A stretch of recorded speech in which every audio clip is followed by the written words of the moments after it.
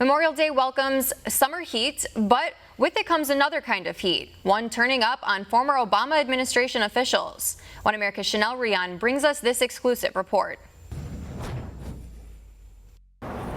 You remember him as the former advisor to the Trump campaign and a deeply persecuted figure in the Democrats' Russia collusion hoax. Now, George Papadopoulos is speaking out about Obamagate, a scandal where top Obama officials illegally spied on the Trump campaign, including Papadopoulos. Author of Deep State Target, thank you for joining us. What does vindication mean for George Papadopoulos? Well, thanks a lot for having me, Chanel. It's always a pleasure to talk with you.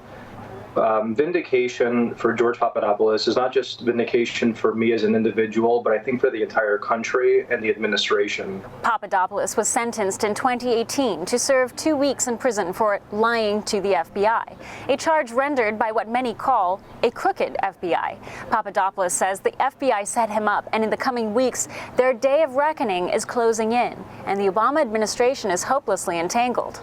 I think dirty cops are going down. I think this was led from the top. None of what happened to a presidential campaign could have happened from lower level grunts like Lisa Page or Peter Strzok. We know that the White House wanted to know everything. So if the White House was leading a spying operation against a rival presidential campaign, that is treason. And if somebody does not go down for that, then I don't know what justice means in this country. All part of Obamagate.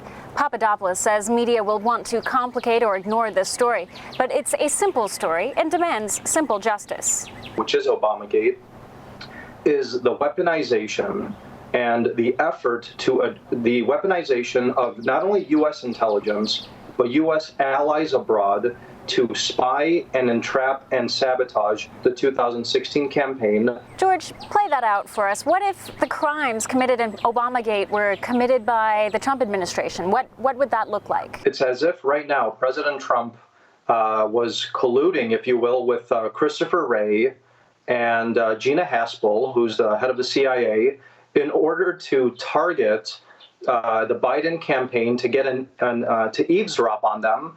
And then, should Biden win, during the transition, to then begin to unmask his officials, to go send agents like they did towards General Flynn, to entrap them, to utilize them against Biden. I mean, if you actually put it in that perspective, every American in this country who actually loves America should be worried and just, would want that to never happen again.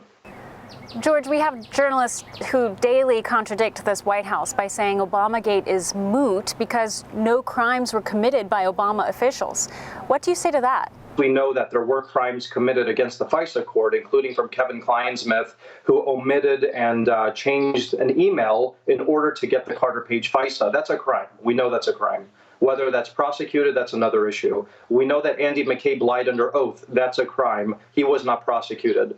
Now, does that mean that these people are being utilized to go against the higher-ups? We don't know that question yet. I believe so, because that's exactly how the Mueller probe tried to coerce many of us to go against the president, but it never worked. As acting DNI Rick Grinnell leaves for his replacement, John Ratcliffe, this month, Papadopoulos predicts more transcripts are going to come to light, and they bear bad news for top Obama officials. Stay tuned for part 2 of this interview.